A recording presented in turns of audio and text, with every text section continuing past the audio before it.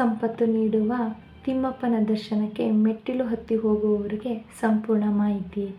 Hi guys, ಎಲ್ಲರಿಗೂ ನಮಸ್ಕಾರ. ಎಲ್ಲರೂ ಹೇಗಿದ್ದೀರಾ? ಐ ಹೋಪ್ ಎಲ್ಲರೂ ಚೆನ್ನಾಗಿದ್ದೀರಾ ಅಂತ ನಾನು ಭಾವಿಸ್ತಿದ್ದೇನೆ. ಇವತ್ತು ನಾನು ಹೇಳಲು ಬಂದಿರೋ ವಿಷಯ ಏನೆಂದರೆ, ಬೆಂಗಳೂರು ಟು ತಿರುಪತಿ ಯಾರೆಲ್ಲ ಮೆಟ್ಟಿಲು ಹತ್ತಿ ಹೋಗ್ತಿದ್ದೀರಾ ಅಂಥವ್ರಿಗೆ ನಾನು ಈ ವಿಡಿಯೋನಲ್ಲಿ ಸಂಪೂರ್ಣ ಮಾಹಿತಿಯನ್ನು ತಿಳಿಸುತ್ತಿದ್ದೇನೆ. ಸೊ ಮತ್ತೇಕೆ ತಡ, ಈ ವಿಡಿಯೋನ ಸ್ಟಾರ್ಟ್ ಮಾಡೋಣ. ಮೊದಲಿಗೆ ತಿರುಪತಿ ತಿಮ್ಮಪ್ಪನನ್ನು ಭಗವಾನ್ ವಿಷ್ಣುವಿನ ಇನ್ನೊಂದು ರೂಪ ಎನ್ನುತ್ತಾರೆ. ಹಾಗಾಗಿ ನಾವು ತಿಮ್ಮಪ್ಪನಿಗೆ ನಮಸ್ಕರಿಸುತ್ತಾ ನಮ್ಮ ಜರ್ನಿ ಸ್ಟಾರ್ಟ್ ಮಾಡೋಣ ಬನ್ನಿ. ನಾವು ಮನೆಯಿಂದ ಹೊರಟಿದ್ದು ಸುಮಾರು 8 ಗಂಟೆ ಆಗಿತ್ತು. ಅಲ್ಲಿಂದ ಮೆಟ್ರೋಗೆ ಹೋಗಿ ಮೆಜೆಸ್ಟಿಕ್ ಹೋದ್ವಿ. ನಂತರ ತಿರುಪತಿ ಬಸ್ಗಳೆಲ್ಲ ಸಿಗುವುದು ಟರ್ಮಿನಲ್ 3ನಲ್ಲಿ, ಅದು ಪ್ಲ್ಯಾಟ್ಫಾರ್ಮ್ 10. ನಮ್ಮ ಬಸ್ ಬುಕ್ಕಿಂಗ್ ಆಗಿದ್ದು 9:30ಕ್ಕೆ. ನಾವು 10 ನಿಮಿಷಗಳ ಕಾಲ ಬಸ್ಗಾಗಿ ವೆಯ್ಟ್ ಮಾಡಿದ್ವಿ. ಬಸ್ 9:30ಕ್ಕೆ ಹೊರಡು ತಿರುಪತಿಗೆ 3:45 ರೀಚ್ ಆಗಿತ್ತು. ನಾವು ಮೊದಲೇ ತೀರ್ಮಾನಿಸಿದ ಹಾಗೆ ಬೆಟ್ಟ ಹತ್ತಲು ಸಿದ್ಧರಾಗಿದ್ದೆವು. ಸರಿ ಆಯಿತು ಎಂದು ಹೊರಟೆವು. ಡಿಯರ್ ಫ್ರೆಂಡ್ಸ್, ನಾವು ಎಲ್ಲಿ ಮೋಸ ಹೋಗುತ್ತೇವೋ ಅಲ್ಲಿ ಮೋಸ ಮಾಡುವವರು ಇದ್ದೇ ಇರುತ್ತಾರೆ. ಏಕೆಂದರೆ ನಾವು ಬಸ್ ಸ್ಟಾಪಿಂದ ಅಲಿಪಿರಿ ಹೋಗಬೇಕು. ಅಲ್ಲಿನ ಆಟೋದವರು 400 ರೂಪೀಸ್ ಕೊಡಿ ಅಂದರು, ಮತ್ತು ಒಬ್ಬರು 350 ಕೊಡಿ ಅಂದರು. ನಾವು ಅಷ್ಟೊಂದು ಅಂತ ಯೋಚನೆ ಮಾಡಿ ಅಲ್ಲಿ ಶಾಪಲ್ಲಿ ಇರುವವರನ್ನು ಕೇಳಿದ್ವಿ, ಇಲ್ಲಿಂದ ಅಲಿಪಿರಿಗೆ ಎಷ್ಟು ಕಿಲೋಮೀಟರ್ ಆಗುತ್ತೆ ಅಂತ. ಅವರು ಹೇಳಿದರು 6 ಕಿಲೋಮೀಟರ್ ಆಗಬಹುದು.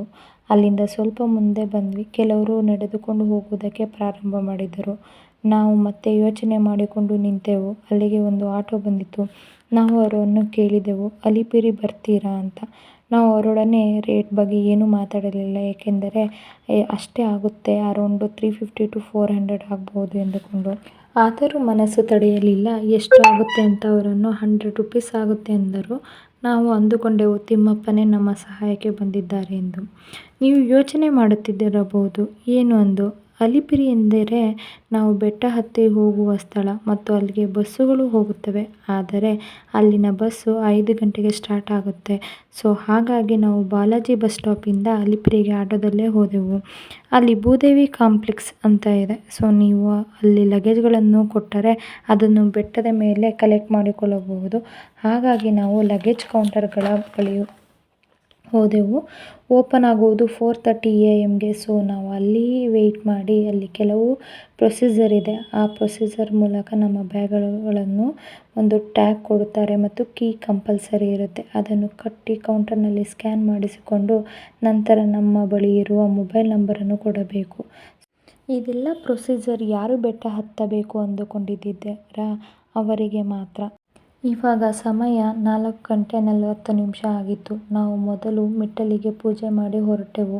ಸೊ ಇನ್ನೊಂದು ಇಂಪಾರ್ಟೆಂಟ್ ಇನ್ಫಾರ್ಮೇಷನ್ ಏನು ಅಂದರೆ, ಯಾರೆಲ್ಲ ಬೆಟ್ಟ ಹತ್ತುತ್ತೀರಾ ನಿಮ್ಮ ಬಳಿ ಟೋಕನ್ ಇಲ್ಲ ಅಂದರೆ SSD ಟಿಕೆಟ್ ಕೊಡುತ್ತಾರೆ, ಅಂದರೆ ಸರ್ವದರ್ಶನ. ಅದು ಫ್ರೀನಲ್ಲೇ ಇರುತ್ತೆ. ನೀವು ಅದನ್ನು ತೆಗೆದುಕೊಂಡರೆ ನಿಮಗೆ ಡೈರೆಕ್ಟ್ ದರ್ಶನ ಬಿಡುತ್ತಾರೆ, ಅಂದರೆ ರೂಮ್ಗಳಲ್ಲಿ ಜಾಸ್ತಿ ಸಮಯ ಕಳೆಯೋ ಹಾಗಿರುವುದಿಲ್ಲ. ಸೊ ನಾವು 3 months ಮುಂಚೆನೇ ಬುಕ್ ಮಾಡಿದ್ವಿ. ಅದಕ್ಕಾಗಿ ನಾವು ಪೂಜೆ ಮಾಡಿ ಹೊರಟೆವು. ಅಲ್ಲಿಂದ 2 ನಿಮಿಷ ಮುಂದೆ ಹೋಗಬೇಕು. ಅಲ್ಲಿ ಅಲಿಪಿರಿ ರಾಜಗೋಪುರ ಸಿಗುತ್ತೆ. ಅಲ್ಲಿಂದನೇ ಮೆಟ್ಟಲು ಹತ್ತುವುದು ಸ್ಟಾರ್ಟ್ ಆಗುತ್ತೆ. ಅಲ್ಲಿಂದ 3550 ಮೆಟ್ಟಿಲುಗಳು, ಅಪ್ರಾಕ್ಸಿಮೇಟ್ 12 ಕಿಲೋಮೀಟರ್ ಆಗುತ್ತೆ ಮತ್ತು 2 ರಿಂದ 3 ಗಂಟೆ ಸಮಯ ತೆಗೆದುಕೊಳ್ಳಬಹುದು. ಅಲಿಪಿರಿಯಲ್ಲಿ ರಾಜಗೋಪುರ ಓಪನ್ ಆಗುವುದು 5 ಗಂಟೆಗೆ. ಪುರಾಣದ ಪ್ರಕಾರ ತಿಮ್ಮಪ್ಪನಿಗೆ ಪದ್ಮಾವತಿ ಅಮ್ಮನ ದರ್ಶನ ಪಡೆದು ಇಲ್ಲಿಗೆ ಬಂದು ಅವರ ಪಾದರಕ್ಷೆಯನ್ನು ಬಿಟ್ಟು ಮುಂದೆ ಹೋಗುತ್ತಾರಂತೆ. ಈ ಮಾರ್ಗವನ್ನು ಅಲಿಪಿರಿ ಮಾರ್ಗ ಎಂದು ಕರೆಯುತ್ತಾರೆ. ಇಲ್ಲಿ ಒಂದು ಸಾಷ್ಟಾಂಗ ನಮಸ್ಕಾರ ಮಾಡುತ್ತಿರುವ ಚಿತ್ರವೂ ಕೂಡ ಇದೆ. ಹಾಗಾಗಿ ಭಕ್ತರು ಸಾಷ್ಟಾಂಗ ನಮಸ್ಕಾರ ಮಾಡಿ ಮುಂದೆ ಹೋಗುತ್ತಾರೆ. ಸೊ ಫ್ರೆಂಡ್ಸ್, ಅಲ್ಲಿ ಕೆಲವು ಇನ್ಸ್ಟ್ರಕ್ಷನ್ ಬೋರ್ಡ್ಗಳು ಇವೆ, ಅದನ್ನು ಓದಿ ಮುಂದೆ ಹೊರಡಿ. ಏಕೆಂದರೆ ಈ ಪಾದಯಾತ್ರೆಯು ಮಾಡುವುದು ನಾವು ಅಂದುಕೊಂಡ ಹಾಗಿಲ್ಲ. ತಿಮ್ಮಪ್ಪ ಸ್ವಾಮಿ ದರ್ಶನ ಮೆಟ್ಟಿಲುಗಳಲ್ಲೇ ಕಾಣಿಸುತ್ತದೆ. ಇನ್ಸ್ಟ್ರಕ್ಷನ್ ಏನು ಎಂದರೆ, ಯಾರಿಗಾದರೂ heart problem, BP, sugar, asthma ಮುಂತಾದ ತೊಂದರೆಗಳಿದ್ದರೆ ದಯವಿಟ್ಟು ಮೆಟ್ಟಿಲು ಹತ್ತಬಾರದೆಂದು. ನನ್ನ ಪ್ರಕಾರ ಕೂಡ ಹೌದು. ದಯವಿಟ್ಟು ನಿಮಗೆ ಏನು ತೊಂದರೆಯಾದರೂ ಅಲ್ಲಿಗೆ ಸಹಾಯ ಮಾಡುವುದು ತುಂಬ ಕಷ್ಟವಾಗಬಹುದು. ನೀವು ಯೋಚನೆ ಮಾಡಿ ಮುಂದೆ ಹೋಗಿ. ನಂತರ ಅಲ್ಲಿಂದ ಮುಂದೆ ಹೋದರೆ ಚೆಕ್ಕಿಂಗ್ ಪಾಯಿಂಟ್ ಸಿಗುತ್ತೆ. ಚೆಕ್ಕಿಂಗ್ ಮುಗಿಸಿಕೊಂಡು ಮುಂದೆ ಸಾಗಬೇಕು. ನಾವು ಮೆಟ್ಟಿಲು ಹತ್ತುವಾಗ ನಮ್ಮ ಎಡಬದಿಯಲ್ಲಿ ದಶಾವತಾರ ಮೂರ್ತಿ ಸಿಗುತ್ತದೆ. ಮುಂದೆ ಮೆಟ್ಟಿಲು ಹತ್ತುವಾಗ ಕೆಲವೊಂದು ಸ್ಟ್ಯಾಚ್ಯೂ ಸಿಗುತ್ತವೆ, ಕೆಲವೊಂದಕ್ಕೆ ಪ್ರತೀತಿ ಇದೆ. ಮುಂದೆ ಮೆಟ್ಟಿಲು ಹತ್ತಿ ಬಂದಾಗ ನಮ್ಮ ಬಲಬದಿಯಲ್ಲಿ ಒಂದು ಕಲ್ಲಿನ ಬಂಡೆ ಇದೆ. ಅದರ ಹೆಸರು ತಲೆಬಂಡೆಮ್ಮ. ಅದು ಏನೆಂದರೆ, ಯಾರಿಗಾದರೂ ಮೊದಲೇ ಮಂಡಿ ನೋವು, ಕಾಲು ನೋವು ಇದ್ದವರು 2 ಮಂಡಿ ಇಟ್ಟು ತಲೆ ತಾಗಿಸಬೇಕಂತೆ. ಹಾಗೆ ಮಾಡಿದರೆ ನಿಮ್ಮ ಕಾಲಿನ ಸಮಸ್ಯೆ ಸರಿ ಹೋಗುತ್ತೆ ಎನ್ನುವ ಪ್ರತೀತಿ ಇದೆ. ನಾನು ಹಸ್ಬೆಂಡನ್ನು ಕೇಳಿದೆ ಏನು ಅಂತ. ಸೊ ಅವರಿಗೂ ಗೊತ್ತಿರಲಿಲ್ಲ. ಹಾಗಾಗಿ ನನ್ನ ಮಗ ಗೊತ್ತಿಲ್ಲದಿದ್ದರೂ ಹೋಗಿ ಟ್ರಯಲ್ ಮಾಡಿದ.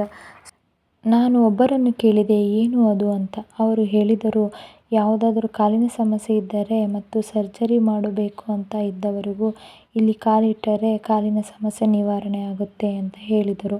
ನಾನು ಆವಾಗ ಅಂದುಕೊಂಡೆ, ನನ್ನ ಹಸ್ಬೆಂಡ್ ಕೇಳಿದ್ದರ ಬದಲು ಬೇರೆಯವರನ್ನು ಅಲ್ಲೇ ಕೇಳಿದರೆ ನನ್ನ ಕಾಲಿನ ಸಮಸ್ಯೆ ಸರಿ ಹೋಗುತ್ತೇನೆ ಅಂತ.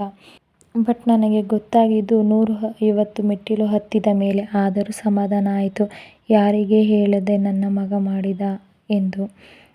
ಮುಂದೆ ಹೊರಟೆವು. ಅಲ್ಲಿಂದ ಗೋವಿಂದ ಗೋವಿಂದ ನಾಮವೇ ಚಂದ ಮತ್ತು ಕೆಲ ಹುಡುಗರು ಅವರ ಮೊಬೈಲ್ಗಳಿಂದ ಬ್ಲೂಟೂತ್ಗಳಿಂದ ತಿಮ್ಮಪ್ಪ ಸ್ವಾಮಿ ಹಾಡುಗಳನ್ನು ಹಾಕಿಕೊಂಡು ಹೋಗುತ್ತಿದ್ದರು. ಅದನ್ನು ಕೇಳಿ ತುಂಬ ಮನಸ್ಸಿಗೆ ಹಿತ ಅನ್ನಿಸಿತು.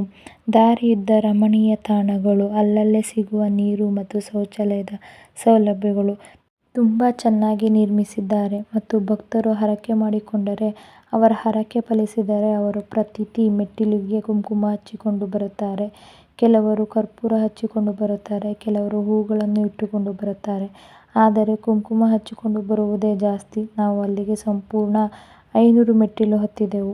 ನನಗೆ ಅನ್ನಿಸಿತು, ಇದು ನನಗೆ ಬೇಕಾಗಿತ್ತಾ ಅಂತ. 3550 ಮೆಟ್ಟಿಲಲ್ಲಿ ನಾವು ಹತ್ತಿರುವುದು 500 ಮೆಟ್ಟಿಲು ಅಷ್ಟೇ. ಆದರೆ ನನ್ನ ಮಗನಿಗೆ ತಿಮ್ಮಪ್ಪನ ಆಶೀರ್ವಾದ ಜಾಸ್ತಿಯೇ ಇತ್ತು ಅನ್ನಿಸುತ್ತದೆ. ನಾವು 5 ಮೆಟ್ಟಿಲು ಹತ್ತಿದರೆ ಅವನು 5 ಮೆಟ್ಟಿಲನ್ನು 3 ಬಾರಿ ಹತ್ತಿ ಇಳಿಯುತ್ತಿದ್ದ. ಮತ್ತು ಎಷ್ಟು ಮೆಟ್ಟಿಲುಗಳಿವೆ ಎಂದು ಬೋರ್ಡುಗಳು ಕೂಡ ಇರುತ್ತವೆ. ಮೆಟ್ಟಿಲಿನ ವಿಶೇಷವೇನೆಂದರೆ, ನಾವು ಸಪ್ತಬೆಟ್ಟ ಅಂದರೆ 7 ಬೆಟ್ಟಗಳನ್ನು ಹತ್ತಿ ಮೇಲೆ ಹೋಗುವುದು. ಅವೆಂದರೆ ಶೇಷಾದ್ರಿ ಬೆಟ್ಟ, ಸಿಂಹಾದ್ರಿ ಬೆಟ್ಟ, ಗರುಡಾದ್ರಿ ಬೆಟ್ಟ, ವೃಷಭಾದ್ರಿ ಬೆಟ್ಟ, ವೆಂಕಟಾದ್ರಿ ಬೆಟ್ಟ, ಅಂಜನಾದ್ರಿ ಬೆಟ್ಟ, ನಾರಾಯಣ ಬೆಟ್ಟ.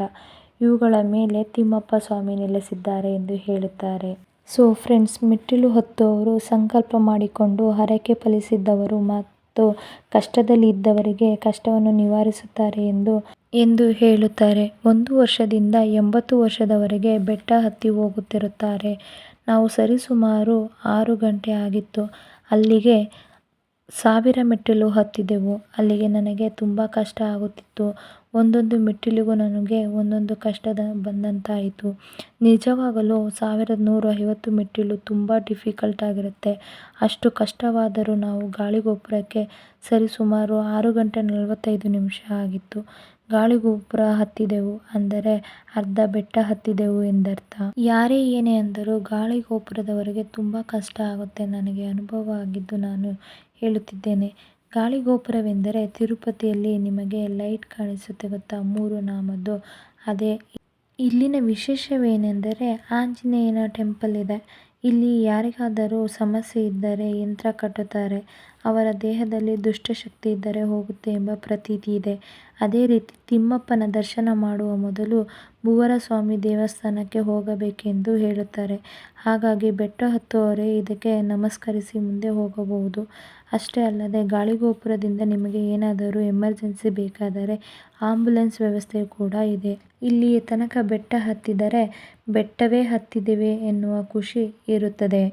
ಏಕೆಂದರೆ ಮುಂದೆ ಸ್ವಲ್ಪ ನಡಿಗೆ ಜೊತೆ ಮೆಟ್ಟಿಲು ಹತ್ತುವುದು. ನಾವು ಗಾಳಿಗೋಪುರ ಹತ್ತಿದಾಗ ಸೂರ್ಯ ಉದಯಿಸುವುದನ್ನು ನೋಡಿ ತುಂಬ ಖುಷಿಯಾಯಿತು. ಗಾಳಿಗೋಪುರದ ತುಂಬ ಸ್ಟಾಲ್ಗಳು ಇರುತ್ತವೆ. ಯಾರಾದರೂ ಟಿಫನ್ ಬೇಕು ಅಂದರೆ, ಸ್ನ್ಯಾಕ್ಸ್ ಬೇಕು ಅಂದರೆ ಸಿಗುತ್ತವೆ. ಇದಕ್ಕೂ ಮೊದಲು ಇರುತ್ತಿದ್ದವು, ಆದರೆ ಇಲ್ಲಿ ತುಂಬಾ ಇರುತ್ತೆ. ನಾವು ನಮ್ಮ ಇಷ್ಟವಾದ ಸ್ನ್ಯಾಕ್ಸ್ ತಿಂಡಿ ತಿಂದು ಮುಂದೆ ನಡೆದೆವು. ಅಲ್ಲಿಗೆ ಸಮಯ 7 ಗಂಟೆ ಆಗಿತ್ತು. ಅಲ್ಲಿಂದ ಮುಂದೆ ನಾವು ವನ್ಯಪ್ರಾಣಿಗಳನ್ನು ನೋಡಿದೆವು. ಅಲ್ಲಿ ಕೆಲವು ನೋಟಿಸ್ ಬೋರ್ಡ್ ಹಾಕಿದ್ದರು, ಯಾರೂ ಪ್ರಾಣಿಗಳಿಗೆ ತಿನ್ನಲು ಕೊಡಬಾರದೆಂದು. ಆದರೂ ನನ್ನ ಮಗ ಹಠ ಮಾಡುತ್ತಿದ್ದ, ನಾನು ತಿನ್ನಿಸಬೇಕು ಎಂದು. ಅವನು ಹೇಳಿದ ಮಾತಿಗೆ ಅಲ್ಲಿದ್ದ ಜನರು ನಗಾಡಿದರು. ಏನಪ್ಪ ಎಂದರೆ, ಮಮ್ಮಿ ರೂಲ್ಸ್ ಇರೋದೇ ನಾನು ಬ್ರೇಕ್ ಮಾಡೋಕ್ಕೆ ಅಂತ. ಸರಿ ಅಂದುಬಿಟ್ಟು ನಾವು ಬಾಳೆಹಣ್ಣನ್ನು ತೆಗೆದುಕೊಟ್ಟೆವು. ಅವನಿಗೆ ಯಾವುದಕ್ಕೂ ಭಯ ಇರಲಿಲ್ಲ. ಆ ಜಿಂಕೆ ಅವನನ್ನು ಮುಟ್ಟಿದರೆ ಏನೂ ಮಾಡುತ್ತಿರಲಿಲ್ಲ. ನಾವು ಮುಟ್ಟಿದರೆ ಗುದ್ದೋಕೆ ಬರುತ್ತಿತ್ತು. ಸರಿ, ಅದು ಫೋಟೋ ತೆಗೆದುಕೊಂಡು ನಾವು ಮುಂದೆ ಹೋದೆವು. ಅಲ್ಲಿಂದ ಮುಂದೆ ಹೋಗಿ ಆಂಜನೇಯ ಸ್ಟ್ಯಾಚ್ಯೂ ಸಿಕ್ಕಿತು. ಸೊ ಮೊದಲು ಯಾರೂ ಇಲ್ಲಿಗೆ ಬರುತ್ತಿರಲಿಲ್ಲ ಎಂದು TTDಯವರು ನಿರ್ಮಿಸಿದ್ದು ಎಂದು ಹೇಳುತ್ತಾರೆ. ಈಗ ಎಲ್ಲ ಬಂದು ಹೋಗುತ್ತಾರೆ. ಇಲ್ಲಿ ಕೆಲವರು ಹರಕೆ ಮಾಡಿಕೊಳ್ಳುತ್ತಾರೆ, ಕೆಲವರು ಗಂಟೆ ಕಟ್ಟುತ್ತಾರೆ, ಕೆಲವರು 101 ಬತ್ತಿ ದೀಪ ಹಚ್ಚುತ್ತಾರೆ. ನಾವು ಪೂಜೆ ಮುಗಿಸಿ ಹೊರಟೆವು. ನಿಮಗೆ ಇನ್ನೊಂದು ಇನ್ಫಾರ್ಮೇಷನ್ ಕೊಡಬೇಕು. ಏನೆಂದರೆ, ಇಲ್ಲಿಯವರೆಗೆ ತಿನ್ನಲು ಮತ್ತು ನೀರು ಕುಡಿಯಲು ಸಿಗುತ್ತಿರುತ್ತದೆ. ಆದರೆ ಇನ್ನು 3 ಕಿಲೋಮೀಟರ್ ನಾವು ರಸ್ತೆ ಬದಿಯಲ್ಲೇ ನಡೆದುಕೊಂಡು ಹೋಗಬೇಕು. ಹಾಗಾಗಿ ನಿಮಗೆ ಏನಾದರೂ ಬೇಕು ಅಂದರೆ ಅಲ್ಲೇ ಮುಗಿಸಿಕೊಂಡು ಮುಂದೆ ಬನ್ನಿ ಎಂದು ಹೇಳುತ್ತೇನೆ. ನಾವು ಆಂಜನೇಯ ದರ್ಶನ ಮಾಡಿಕೊಂಡು ಅಲ್ಲಿ ಬೋರ್ಡ್ನಲ್ಲಿ ನಾವು ಹತ್ತಿರುವ ಮೆಟ್ಟಿಲುಗಳನ್ನು ಮತ್ತು ಹತ್ತಬೇಕಾಗಿರುವ ಮೆಟ್ಟಿಲುಗಳ ಬಗ್ಗೆಯೂ ತಿಳಿಸಿದ್ದಾರೆ. ಅದನ್ನು ಓದಿ ನಾವು ಮುಂದೆ ನಡೆದೆವು. ನಾವು ಹೇಳುವುದೇನೆಂದರೆ, ನೀವು ಕೆಲವೊಂದು ಕಡೆ ರಸ್ತೆ ದಾಟಬೇಕಾಗುತ್ತದೆ. ಕೆಲವರು ಶ್ರೀವರಿಯಿಂದ ಮೆಟ್ಟಿಲು ಹತ್ತಿರುತ್ತಾರೆ, ಕೆಲವರು ಅಲಿಪಿರಿಯಿಂದ ಹತ್ತಿರುತ್ತಾರೆ. ಹಾಗಾಗಿ ತುಂಬ ಜನ ಹೋಗುತ್ತಿರುತ್ತಾರೆ. ಅದರ ಜೊತೆ ವೆಹಿಕಲ್ಲು ಹೋಗುತ್ತಿರುತ್ತವೆ. ಸೊ ರಸ್ತೆ ಬದಿಯಲ್ಲಿ ಶೆಟಲ್ ಥರ ಮಾಡಿರುತ್ತಾರೆ. ಅಲ್ಲಿಯೇ ಹೋಗಿ ಕೆಲವರು ವಾಟರ್ ಫಾಲ್ಸ್ ಥರ ಇರುತ್ತೆ ಎಂದು ಫೋಟೋ ತೆಗೆದುಕೊಳ್ಳಲು ಹೋಗಲು ಮಾಡಬೇಡಿ. ಏಕೆಂದರೆ ವೆಹಿಕಲ್ಲುಗಳು ಕೆಲವೊಂದು ಸಾರಿ ಕಂಟ್ರೋಲ್ ಮಾಡೋಕ್ಕೆ ಆಗಲ್ಲ ಮತ್ತು ತುಂಬ ತಿರುವುಗಳು ಇರುತ್ತವೆ. ಸೊ ಕೇರ್ಫುಲ್ಲಾಗಿ ನಡೆಯಬೇಕು. ಅಲ್ಲಿಂದ ರೋಡ್ ಕ್ರಾಸ್ ಮಾಡಿಕೊಂಡು ಬಂದರೆ ಮೊಣಕಾಲು ಮೆಟ್ಟಿಲು ಗೋಪುರ ಸಿಗುತ್ತದೆ. ಅದನ್ನು ಮೋಕಾಲು ಮೆಟ್ಟು ಗಾಳಿಗೋಪುರ ಎಂದು ಕರೆಯುತ್ತಾರೆ. ಅಲಿಪಿರಿಯಿಂದ ಮೆಟ್ಟಿಲು ಹತ್ತುವವರೆಗೆ ಇದೇ ಲಾಸ್ಟ್ ಗೋಪುರ ಆಗಿರುತ್ತದೆ. ಈ ಮೆಟ್ಟಿಲು ಅತಿ ಎತ್ತರ ಮತ್ತು ಕಡಿದಾದ ಮೆಟ್ಟಿಲುಗಳನ್ನು ಹೊಂದಿರುತ್ತದೆ. ಇಲ್ಲಿ ಕೆಲವರು 5 ಮೆಟ್ಟಿಲು ಅಥವಾ 9 ಮೆಟ್ಟಿಲು ಅಥವಾ 150 ಮೆಟ್ಟಿಲುಗಳು ಈ ಥರ ಹತ್ತುತ್ತಾರೆ. ನಾನು ಮತ್ತು ನನ್ನ ಹಸ್ಬೆಂಡ್ 9 ಮೆಟ್ಟಿಲು ಹತ್ತಿದೆವು. ಆದರೆ ನನ್ನ ಮಗ ಕಂಪ್ಲೀಟ್ ಮೆಟ್ಟಿಲು ಕೂಡ ಹತ್ತಿದನು. ಯಾರ ಸಹಾಯ ಇಲ್ಲದೆ ಹತ್ತಿದನು. ಅಲ್ಲಿದ್ದ ಕೆಲವರು ಹೇಳುತ್ತಿದ್ದರು, ಇಷ್ಟು ಚಿಕ್ಕ ಹುಡುಗ ಹೀಗೆ ಹತ್ತುತ್ತಿದ್ದಾನಲ್ಲ ಎಂದು. ಏಕೆಂದರೆ ಇದು ಹತ್ತುವುದು ತುಂಬ ಕಠಿಣ ಮತ್ತು ಇದನ್ನು ಹತ್ತಲೇಬೇಕೆಂಬ ರೂಲ್ಸು ಏನಿಲ್ಲ. ಅವರವರ ಇಷ್ಟ ಇದ್ದವರು ಮಾತ್ರ ಹತ್ತುತ್ತಾರೆ. ಇಲ್ಲಿಯವರೆಗೂ ನಾವು 2900 ಮೆಟ್ಟಿಲು ಹತ್ತಿದ್ದೆವು. ಇನ್ನು 650 ಮೆಟ್ಟಿಲು ಮಾತ್ರ ಇದೆ ಅಷ್ಟೇ. ಮತ್ತು ಇಂಪಾರ್ಟೆಂಟ್ ಏನಪ್ಪ ಅಂದರೆ, ಮೆಟ್ಟಿಲು ಹತ್ತುವವರು ಧೂಮಪಾನ, ಮದ್ಯಪಾನ ಮತ್ತು ಹೊಸದಾಗಿ ಮದುವೆಯಾದವರು ಅಂದರೆ 6 ತಿಂಗಳ ಮೇಲೆ ಆದರೆ ಮಾತ್ರ ಬೆಟ್ಟ ಹತ್ತಬೇಕಂತೆ. ಏಕೆಂದರೆ ತಿಮ್ಮಪ್ಪ ಸ್ವಾಮಿಯು ಮದುವೆಯಾದಾಗ 6 ತಿಂಗಳ ಕಾಲ ಆಶ್ರಮದಲ್ಲೇ ಇದ್ದರಂತೆ. ಹಾಗಾಗಿ ಹೊಸದಾಗಿ ಮದುವೆಯಾದವರು ಮೆಟ್ಟಿಲು ಹತ್ತಬಾರದಂತೆ. ಇದು ನನಗೆ ಅಲ್ಲೊಬ್ಬರು ಹೇಳಿದರು. ಸೊ ಫೈನಲಿ ಎಕ್ಸಾಕ್ಟ್ 8:50 ನಾವು ಮೆಟ್ಟಿಲು ಹತ್ತಿದೆವು. ನಾವು 9 ಗಂಟೆ ಅಂತ ತೆಗೆದುಕೊಂಡರೆ ಕೂಡ ಸ್ಟಾರ್ಟ್ ಮಾಡಿದ್ದು 5 ಗಂಟೆ ಆಗಿತ್ತು. 9 ಗಂಟೆಗೆ ನಾವು 4 ಅವರ್ಸ್ ತೆಗೆದುಕೊಂಡಿದ್ದೆವು. ಅಲ್ಲಲ್ಲೇ ರೆಸ್ಟ್ ಮಾಡಿ ರೀಚ್ ಆದೆವು. ಅಲ್ಲಿಂದ ಮುಂದೆ ಬಂದರೆ ಫ್ರೀ ಲಗೇಜ್ ಕೌಂಟರ ಹತ್ತಿರ ಬಂದು ಲಗೇಜ್ ಕಲೆಕ್ಟ್ ಮಾಡಿಕೊಂಡು ಮುಂದೆ ಬಂದೆವು. ಅಲ್ಲಿಂದ ಮಾಧವ ನಿಲಯಲ್ಲಿ ಹೋಗಿ ಕೂದಲು ತೆಗೆಸಿದೆವು. ನಾನು ತೆಗೆಸಿದೆ, ಪೂರ್ತಿ ತೆಗೆಸಲಿಲ್ಲ. ಕೂದಲು ತೆಗೆಸುವುದಕ್ಕೆ ಒಂದು ಪ್ರತೀತಿ ಇದೆ. ಹಾಗಾಗಿ ಯಾರೇ ಹೋದರೂ ಕೂದಲು ತೆಗೆಸಿದ್ದಾರೆ. ಏನೆಂದರೆ, ಒಮ್ಮೆ ತಿಮ್ಮಪ್ಪನು ನೀಲಾದ್ರಿ ಪರ್ವತದ ಮೇಲೆ ಮಲಗಿದ್ದಾಗ ಸ್ವಾಮಿ ನೋಡಲು ನೀಲಾದೇವಿ ಆಗಮಿಸುತ್ತಾಳೆ. ಸ್ವಾಮಿಯ ತಲೆಯ ಮೇಲೆ ಗಾಯಗೊಂಡಿರುವುದನ್ನು ಕಂಡು ತನ್ನ ಕೂದಲನ್ನು ಕಿತ್ತು ಅಂಟಿಸುತ್ತಾಳೆ.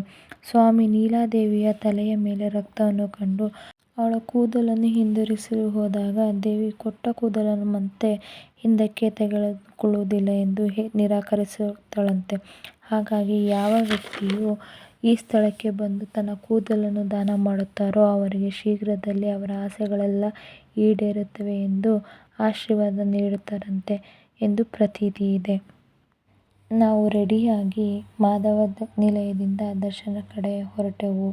ವಿತಿನ್ 45 ಮಿನಿಟ್ಸ್ ಒಳಗಡೆ ನಮಗೆ ದರ್ಶನ ಮುಗಿಸಿ ಲಗೇಜು ಇರುವ ಕಡೆ ಹೊರಟೆವು. ಮತ್ತು ಬರುವಾಗ ಊಟ ಮುಗಿಸಿಕೊಂಡು ಬಂದು ಲಗೇಜನ್ನು ಕಲೆಕ್ಟ್ ಮಾಡಿಕೊಂಡೆವು. ಲಗೇಜ್ ತೆಗೆದುಕೊಂಡು ತಿರುಮಲದಿಂದ ತಿರುಪತಿಗೆ ಬಸ್ ಹತ್ತಿದೆವು. ತಿರುಮಲದಿಂದ ಪದ್ಮಾವತಿ ಟೆಂಪಲ್ಗೆ ಹೊರಟೆವು. ಅಲ್ಲಿ ನಮಗೆ ದರ್ಶನ ತುಂಬ ತಡವಾಗಿ ಆಗಿದ್ದರಿಂದ ಅಲ್ಲಿ ಸಮಯ ತುಂಬ ಕಳೆದವು. ಹಾಗಾಗಿ ನಮಗೆ ತಿರುಮಲಗೆ ಮತ್ತೆ ಬಂದಾಗ 6:50 ಆಗಿತ್ತು. ಸೊ ಅಲ್ಲಿ ಬೆಂಗಳೂರು ಬಸ್ ರೆಡಿಯಾಗಿತ್ತು. ಬ್ಯಾಕ್ ಟು ಬೆಂಗಳೂರು ಮತ್ತೆ ವಾಪಸ್ಸಾದೆವು. ನೋಡಿದ್ರಲ್ಲ ಫ್ರೆಂಡ್ಸ್, ವಿಡಿಯೋ ಹೇಗಿತ್ತು ಅಂತ. ಸೊ ವಿಡಿಯೋದಲ್ಲಿ ಏನಾದರೂ ಲೋಪದೋಷಗಳಿದ್ದರೆ ಅದನ್ನು ಕಮೆಂಟ್ಸ್ ಮೂಲಕ ತಿಳಿಸಿ. ಸೊ ಮತ್ತು ಯಾರೆಲ್ಲರೂ ತಿರುಪತಿಗೆ ಹೋಗಬೇಕು ಅಂತ ಅಂದ್ಕೊಂಡಿದ್ದೀರಾ, ಸ್ವಲ್ಪ ಮಟ್ಟಿಗೆ ಮಾಹಿತಿ ಬಗ್ಗೆ ನಾನು ತಿಳಿಸಿದ್ದೀನಿ ಅಂತ ನಾನು ಅಂದುಕೊಂಡಿದ್ದೇನೆ. ಸೊ ಎಲ್ಲರಿಗೂ ತಿಮ್ಮಪ್ಪನ ಆಶೀರ್ವಾದ ಇರಲಿ ಅಂತ ಹೇಳುತ್ತಾ ನನ್ನ ಈ ವಿಡಿಯೋನ ಇಲ್ಲಿಗೆ ಮುಗಿಸುತ್ತಿದ್ದೇನೆ. ಧನ್ಯವಾದಗಳು.